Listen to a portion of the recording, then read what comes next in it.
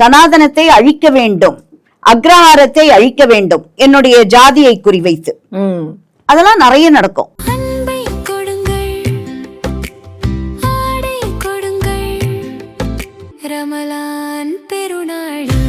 Super Saravana stores. திமுக மாதிரி பெருசா சொல்லலையே, அனைத்து மகளிருக்கும்னு சொன்னாங்க. அதுக்கப்புறம் தகுதியான மகளிருக்கு மட்டும்னு சொன்னாங்க. இவர் அந்த மாதிரி சொல்லாம அந்த இடத்துல ஒரு கோடிட்டு காட்டி இவர் வேற மாதிரி காமிச்சுக்க இல்லையா? கவர்மெண்ட் இதுல இருந்தா கொடுக்க மாட்டேங்கிறாரு இவரு. அதுலதான் ஸ்பெஷலா சொல்றேன், கவர்மெண்ட் வேலையில இருந்தாலும் அவங்களுக்கும் பென்ஷன் இல்லையே, அவங்களும் லேடிஸ் தானே. சினிமால அவ்வளோ டயலாக் அடிப்பாரு. அவரால் அவரோட இதை பிளாக் மார்க்கெட்டை ஒழிக்க முடிஞ்சது அவரோட டிக்கெட்ல? சொல்லுங்க, அவரோட படத்துக்கே ஏன் அதை சொல்ல மாட்டேங்கிறாரு அவரு? அவர் சினிமால 5 ரூபாய் டாக்டர்னு பேசியிருக்காரு. எல்லாரும் பண்ணணும். அந்த டாக்டருக்கும் குடும்பம் எல்லாம் இருக்குல்ல. அவர் 5 ரூபாய் வாங்கிட்டு அவருக்கும் குழந்தை குட்டிங்க இருக்க போறாங்க. அவர் எப்படி காப்பாத்திருப்பார்? விஜய் ஹெல்ப் பண்ணிருப்பாரு அவருக்கு. நீங்க சொன்ன மாதிரி விமன் சொல்றீங்க.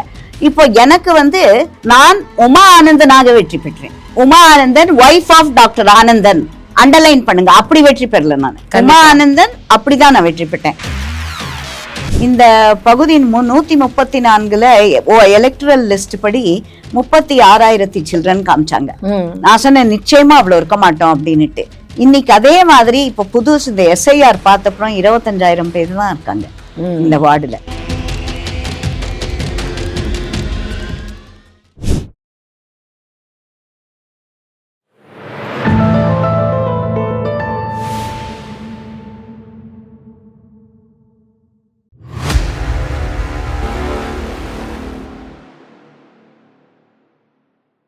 தாமரை டிவி நேயர்களுக்கு அன்பான வணக்கம். இன்று நேர்காணலில் சிறப்பு விருந்தினர் 134வது வார்டு கவுன்சிலர் அவர்கள் உமா ஆனந்த். வணக்கம் மேம்.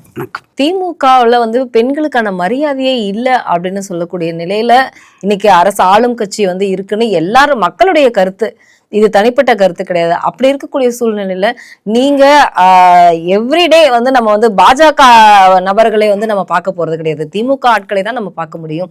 அப்படி நீங்க ஒரு பெண் கவுன்சிலரா நீங்க இதுல எவ்வளவு இக்கட்டான நிறைய சூழ்நிலைகளை சந்திச்சிருப்பீங்க. நீங்க அதை எங்களோட பகிர்ந்திருக்க முடியும்? கண்டிப்பாக. It's not a easy job. Cake walk கிடையாது. ஒண்ணு அங்க மாநகராட்சியில 200 பேர்ல ஒரே பாஜக, முன்னாடி ஒருத்தர் வேற இடத்துல ஒரே பாஜக உறுப்பினர். அண்ட் என்னோட கொள்கை பிடிப்பு ரொம்ப ஸ்ட்ராங்.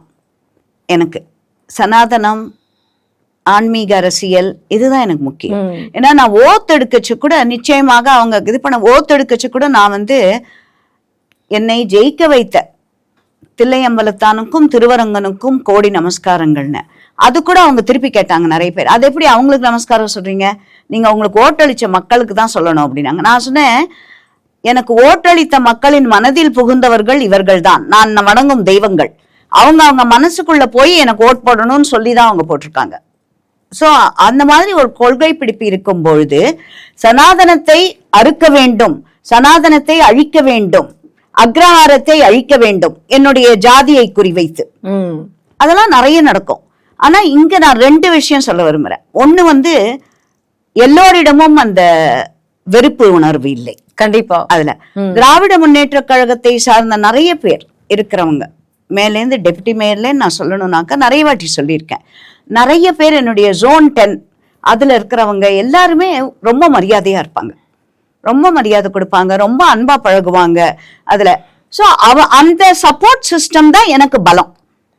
அதுல அங்க மாநகராட்சிக்குள்ளேயும் மாநகராட்சி கூட்டத்திலயும் எனக்கு அகெயின்ஸ்டா எழுந்து இந்த மாதிரிலாம் பேசச்சு கூட நிறைய பேர் அம்மாவை அப்படி பேசாதீங்க, அம்மாவை பேச விடுங்க அப்படின்ற சொல்ற ஒரு உயர்ந்த இது நோக்கத்தோடு இருக்கும் திராவிட முன்னேற்ற கழக கவுன்சிலர்கள் இருக்கிறார்கள்.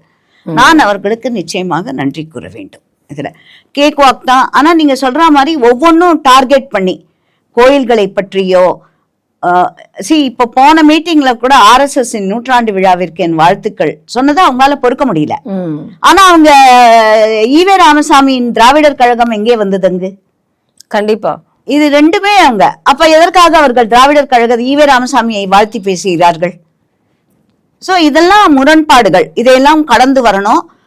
நான் கடந்து வருது. ஆனா என்னுடைய பொறுமை சில வாட்டி மீறி போய்விடும், எல்லை மீறி போய்விடும், சனாதனத்தை அழிக்க வேண்டும், அக்ரஹாரத்தை அழிக்க வேண்டும் சொன்னதெல்லாம் நான் ஒத்துக்க மாட்டேன். நான் எழுந்து கேள்வியும் கேட்பேன். இதற்காகவா உங்களை மக்கள் ஓட் போட்டு வச்சிருக்காங்க, ஜெயிக்க வச்சிருக்காங்க? நான் இப்ப சொன்ன மாதிரி மக்களுக்கு என்ன தேவை அதை அறிந்து செய்ய வேண்டும். இப்போ நான் சொல்ற மாதிரி என்னால எவ்வளவு டிஎம்கே கவுன்சிலர்ஸால அது சொல்ல முடியும். ஏனைய டிஎம்கேயே விடுங்க, மீதி ஏனைய கவுன்சிலர்கள் நீங்க சொன்ன மாதிரி விமன் சொல்றீங்க. இப்போ எனக்கு நான் உமா ஆனந்தனாக வெற்றி பெற்றேன். Uma Anandan wife of doctor Anandan, underline பண்ணுங்க, அப்படி வெற்றி பெறல நான். உமா ஆனந்தன் அப்படிதான் நான் வெற்றி பெற்றேன். டாக்டர் ஆனந்தன் எனக்கு பின்னால் இருப்பவர். ஆனா நீங்க இன்னைக்கு பெண்கள் தின இது, மகளிர் தின இது சொல்லும் பொழுது எனக்கு எல்லா மகளிருக்கும் பின்னாடியும் அவங்க ஹஸ்பண்டோ ஃபாதரோ எல்லாருமே ஒரு ரோல் பிளே பண்ணிருக்காங்க, ஸ்டெல்லார் ரோல். அவங்களோட ஒத்துழைப்பு, அவங்களுடைய ஆசீர்வாதம் இதெல்லாம் இல்லாம ஜெயிக்க முடியாது.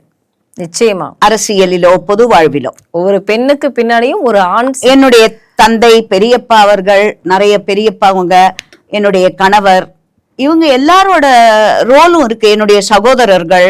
சோ ஒரு வெற்றி பெற்ற ஆணிற்கு பின்னால் பெண் இருப்பாள்னுவாங்க. என்னை பொறுத்தவரை ஒவ்வொரு வெற்றி பெற்ற பெண்ணிற்கு பின்னால் நிறைய ஆண்கள் இருக்கிறார்கள். நிச்சயமா அதுல. சோ அதனால இது கஷ்டமானதுதான்.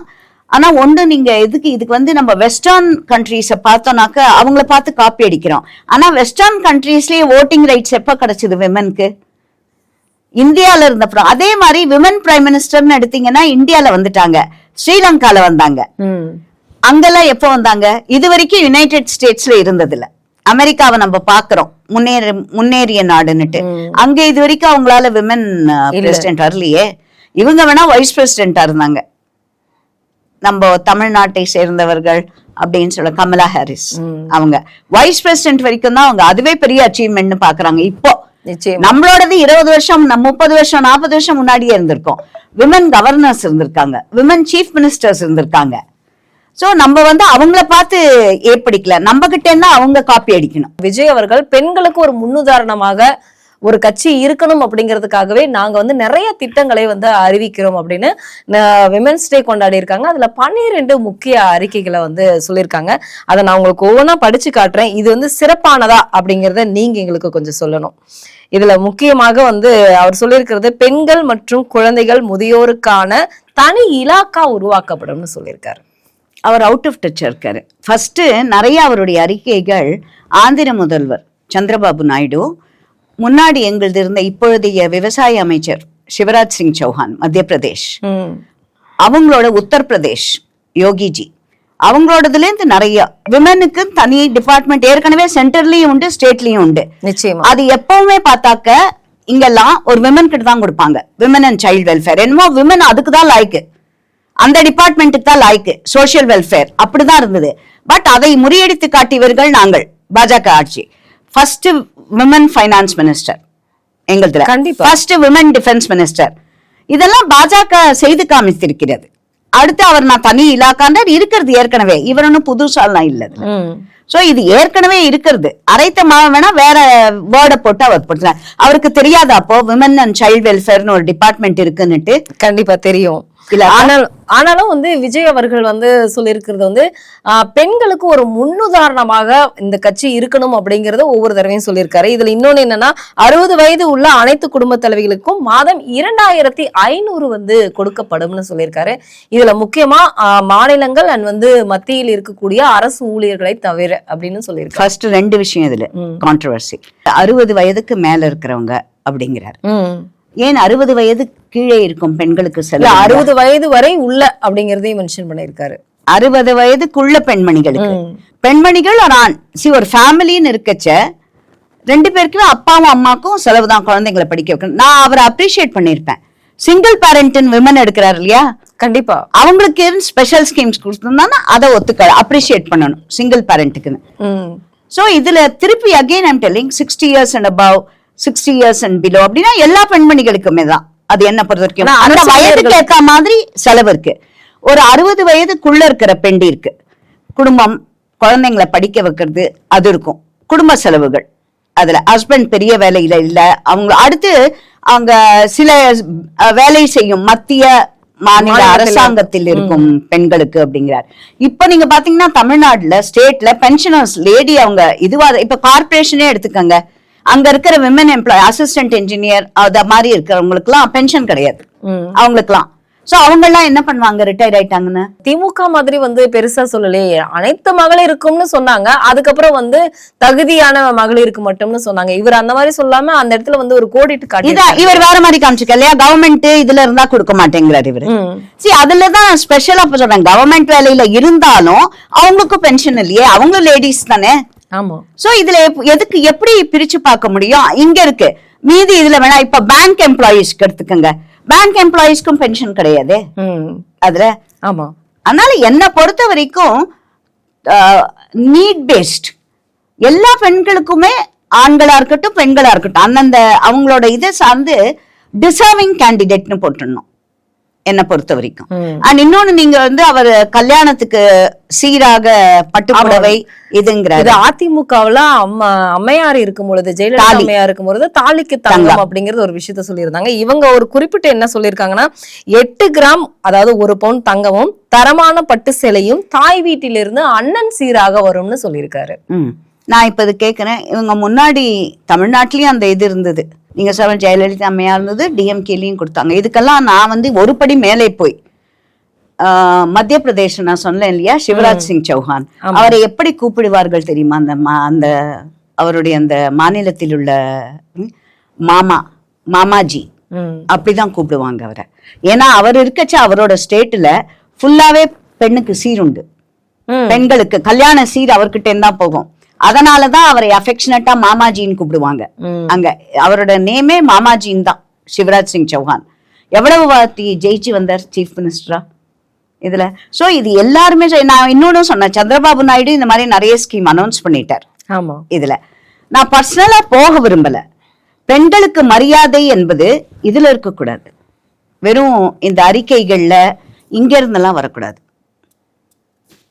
நம்மளும் எப்படி இருக்கோன்றத பார்க்கணும். நான் மரியாதை தருகிறேனா பெண்களுக்கு அப்படின்றதே சொல்லணும். சினிமா டயலாக்ல அப்படியெல்லாம் சினிமா டயலாக் மாத்திரம் பேசிட்டு, சினிமால நிறைய டயலாக் அடிச்சிருக்காரு அவரு, அதெல்லாம் காப்பாத்திருக்காரு அவரு. சொல்லுங்க, சினிமால அவ்வளவு டயலாக் அடிப்பாரு. அவரால் அவரோட இதை பிளாக் மார்க்கெட்டை ஒழிக்க முடிஞ்சது அவரால் டிக்கெட்ல? சொல்லுங்க, அவரோட படத்துக்கே இல்ல. ஏன் அதை சொல்ல மாட்டேங்கிறாரு அவரு? அவர்தான் இப்ப அந்த பர்சனல் லைஃப் அப்படிங்கறது வந்து பர்சனல் லைஃபுக்கு போலமா? நான் முதல்ல அவரு என்ன பத்தின விமர்சனங்களை வந்து அது வந்து நான் அத பத்தியே பேசல.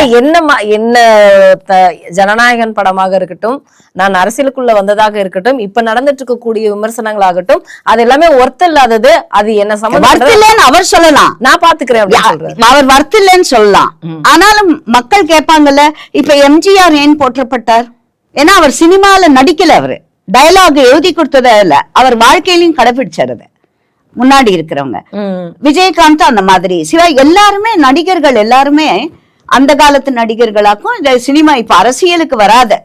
ஏன் நம்ம விஜய் எப்படி கேட்கறோம்னாக்க, அவர் வந்து சினிமால 5 ரூபாய் டாக்டர்னு பேசியிருக்காரு, எல்லாரும் பண்ணணும். அந்த டாக்டருக்கும் குடும்பம் எல்லாம் இருக்குல்ல, அவர் 5 ரூபாய் வாங்கிட்டு அவருக்கும் குழந்தை குட்டிங்க இருக்க போறாங்க, அவர் எப்படி காப்பாத்திருப்பார்? விஜய் ஹெல்ப் பண்ணிருப்பாரு அவருக்கு? அந்த மாதிரி இருக்கிறடா. இன்னைக்கு பெண்களுக்கு இப்படி பண்றேனவ 5 ரூபாய் வாங்கிக்கோன்னு சொன்ன டாக்டரை இவர் காப்பாத்திருப்பாரா குடும்பத்தை? So let's be realistic. நான் வந்து பர்சனலா எதுவுமே பேசல. நான் என்ன சொல்றேன்னா, நீங்க சினிமால பேசின டயலாக் ஏதாவது கிளாப் தட்டி இருக்கீங்க, நீங்க வந்து அடுத்து இப்போ ஒரு வில்லன் கிட்ட சண்டை போடுறீங்க, ஒரு கிராமத்தையே இது பண்ணா, கரூர்ல ஏன் ஓடி போயிட்டீங்க? அப்ப 41 பேர் இது பண்ண அப்புறம் கரூர்ல எங்க இருந்தாலும், கரூர்ல ஃபர்ஸ்ட் நீங்க அந்த இறந்து போனவர்கள் வீட்டுக்கு போயிருக்கணும் இல்லையா? போலீஸ் என்ன சொல்லட்டும், இதே சினிமால போலீஸ் உங்களை போக கூடாது அப்படின்னு சொன்னா அதை மீறின்னு போற மாதிரி போவார் இல்லையா? அதையும் அவர் பண்ணல கரூர்ல. இப்போ இவர் ஒருத்தர் இறந்திருக்கார் திருப்பியும். அவங்க எல்லாருமே ரொம்ப ரொம்ப பின்தங்கிய இதுல இருந்து வரவங்க பொருளாதாரத்தில். அவங்களுக்கு முதல்ல பண்ணிருக்கலாமே அவரு. இவர் வந்து இப்ப நடக்கக்கூடிய பெண்களுக்கு நடக்கக்கூடிய நிறைய அநீதிகளுக்கு ஒரு நீதிமன்றம் வந்து அமைக்கப்படும்னு சொல்லியிருக்காரு. ஆல்ரெடி மகளிர் நீதிமன்றம் இருக்கு. அண்ட் இப்போ ஆஸ் ரீசென்ட் அவருக்கு ஆனா இழுத்துட்டு போகாம நேத்தி கோயம்புத்தூர்ல பாருங்க, இப்போ ஒரு கோயம்புத்தூர்ல ஒரு பெண், ஆமா நம்மளே பேசி இருந்தோம். ஆமா அது வந்துருத்துல ஜட்மெண்ட் நேத்தி வந்துருத்தே, சாகும் வரை. அது எவ்வளவு மாசத்துல வந்திருக்கு, வரவேற்கத்தக்கது. 4 மாதங்கள்ல வந்து இது நிஜமாவே late justice delayed is not right, நம்ம ஒத்துக்கிறோம். சோ இப்போ இவர் சொன்ன மாதிரி மகளிருக்கு அப்படின்னுட்டு ஃபாஸ்ட் ட்ராக் கோர்ட்டுன்னு பேசி ஒரு கால இது பண்ணணும். அதுக்கு அதெல்லாம் இப்போ இதை அப்ரிஷியேட் பண்ணோம். நிச்சயமா கோயம்புத்தூர்ல முந்தா நேத்தி வந்த வேர்டிக்ட்டுக்கு. சோ இதுவும் நடக்கிறது. இவன் எனக்கு ஒண்ணு புதுசா எதுவும் பெண்களுக்கு அப்படின்ற மாதிரி எனக்கு தெரியல. ஏன்னா மகளிருக்கு கோர்ட் இருக்கு ஏற்கனவே. இப்போ இவர் சொல்லிருக்கக்கூடிய மகளிர் அவர் பேசினதுக்கு பதிலா சிறார்களுக்கு பேசியிருக்கணும். குழந்தைங்க எல்லாமே இப்போ இந்த மாதிரி செக்ஷுவல் அசால்ட் இருக்குல்ல. கண்டிப்பா இன்னைக்கு அவர் பேசி இருக்கக்கூடிய கொடுத்திருக்கக்கூடிய அறிக்கைகள்ல ஒரு 6-7 அறிக்கைகள் வந்து சந்திரபாபு நாயுடு அவர்கள் சொல்லியிருக்கக்கூடியதான் நீங்க சொன்னீங்க. இப்போ புதிதாக அவர் வந்து என்ன மாதிரியான செயல்பாடுகளை வந்து செய்யணும் அப்படிங்கறது வந்து நீங்க நினைக்கிறீங்க ஒரு அரசியல் தலைவராக? நீங்க சொல்லுங்க. ஒண்ணு அவரோட கொள்கை ஃபர்ஸ்ட். ஆனா இன்னும் கொள்கை என்னன்னே அதுதான் சொல்றேன். அவர் ஃபர்ஸ்ட் அரசியலுக்கு வரச்ச அவர் வந்து நான் ஆன்மீகத்தையும் இது பண்றேன்னு தான் சொன்னார். யாருடைய மன அப்ப எப்படி ஈவே ராமசாமி போட்டோ வைக்கிறீங்க நீங்க? இவரையும் நான் மதிக்கிறவன், மற்றவர்களுடைய மனதை புண்படுத்த மாட்டேன்றவங்க யாருமே அதை வச்சுக்க மாட்டாங்க. கண்டிப்பா கான்ட்ரவர்சி தான் அது. கருணாநிதியை ரோல் மாடல்னு சொன்னாரு. அதான் இந்த மாதிரி எல்லாம் கருணாநிதியை ரோல் மாடல்ன்றார். எந்த விஷயத்துல ரோல் மாடல் எடுத்துக்கு போறாரு அவர்? ஜெயலலிதா அம்மையாரையும் சொல்லியிருக்காரு. அதான் சொல்றேன், ஒவ்வொன்னும் எப்படி அவர் எதனால அவங்கள ரோல் மாடல்ன்றாரு, ரீசன் சொல்லணும் இல்லையா? இப்போ எனக்கு பர்சனலா ஒருத்தரை பிடிச்சிருக்கலாம், பட் அவங்களோட சிலது ஒத்து வராம இருந்தாலும் அந்த பிரெஜுடிஸ் வியூவா இருக்கலாம். இது எனக்கு அவங்கள பிடிக்கும், அவங்க சிலதெல்லாம் எனக்கு எதிர்க்க பண்ணியிருந்தாலும் ஐ எம் கோயிங் டு, அந்த மாதிரி இல்லையே இது. இவர் அரசியல் தலைவர். இன்றைக்கு எதற்காக நீங்கள் இப்பேற்பட்ட தலைவர்களை கொண்டாடுகிறீர்கள்ன்றத ரீசன் சொல்லியிருக்கணும். இப்போ அவர் அரசியலுக்கே எதுக்கு வந்தார்?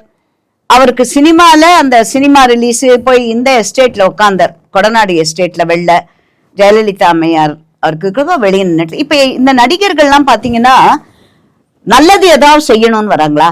அந்த காலம் முடிஞ்சு போச்சு. நான் பழைய விஜயகாந்தியை பற்றியோ சிவாஜி கணேசனை பற்றியோ எம்ஜிஆரை பற்றியோ நான் பேசவில்லை. நான் சொல்றது இவங்க எல்லாருக்குமே இண்டிவிஜுவலா இவங்களுக்குன்னு ஒரு இஷ்யூ வரைச்சதா. இப்ப கமலஹாசன் எதுக்காக ஒரு மக்கள் நீதி மையம் என்று ஆரம்பித்தார்? அது எங்க இப்போ காணாமே போயிடுச்சு. அதுல இப்போ அவர் வந்து அவருக்கு வந்து விஸ்வரூபம் படம் ட்ரபிள் வந்தது, அதே மாதிரி இவருக்கும் ஒரு படம் ரிலீஸ்ல ட்ரபிள் வந்தது. இந்த மாதிரி ட்ரபிள் வரைச்சா அவங்க பாக்குறாங்க பவர்ல இருக்கச்சா அவங்களால என்ன செய்ய முடியும் அப்படின்னுட்டு. சோ நாம அந்த இடத்துக்கு போனா என்ன அப்படின்ற செல்ஃபிஷ் ரீசன் தான். அப்பவும் எனக்கு இப்படி ஆயிடுச்சு இல்ல, நான் போறேன்.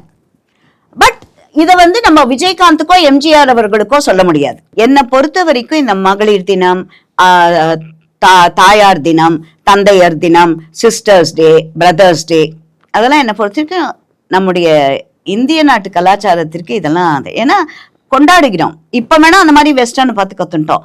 அம்மாவை மதிக்க தெரிந்த சமூகம் நமது. தந்தையை போற்றும், அன்னையும் பிதாவும் முன்னணி தெய்வம், அப்படிதான் நம்மளுக்கு சின்ன வயசுல. இப்ப வேணா இவங்க எல்லாம் அதை கெடுத்துட்டாங்க. கண்டிப்பா அதுல அன்னையும் பிதாவும் முன்னணி தெய்வம்னு தான் இப்ப வேணா நீங்க அதெல்லாம் படிக்காதீங்க அப்படிங்கிறாங்க. அந்த மாதிரி ஒவ்வொன்றுத்துக்கும் கடவுளுக்கு முன்னாடி அவங்க அப்பா அம்மா அவங்கள பாத்துக்கிட்டா போதும். வேற நம்மளுடைய தர்மத்திலேயே என்ன சொல்றது, ஒருவர் வந்து அம்மாவையும் அப்பாவையும் நல்லா பாத்துக்கிட்டாங்கனாக்க அவங்க வேற எந்த இதுவுமே பண்ண வேண்டாம். கடவுளோட நல்லாசி அவர்களுக்கும் நன்றாக இருப்பார்கள் அவர்கள். அப்படிதான் நம்மளுக்கு சொல்லித்தராங்க.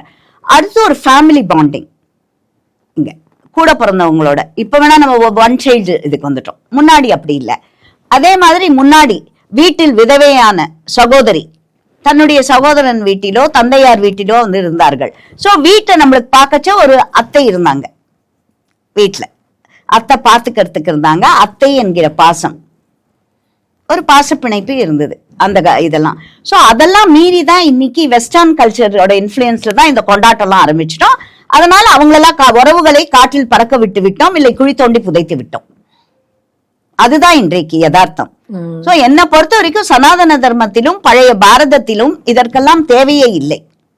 இன்னைக்கு குழந்தைங்களுக்கு அத இந்த மாதிரி தேவைகள் தவறான வழியில் சென்று கொண்டிருக்கிறது இந்த சமூகம் என்பதற்கு இதுதான் உதாரணம்.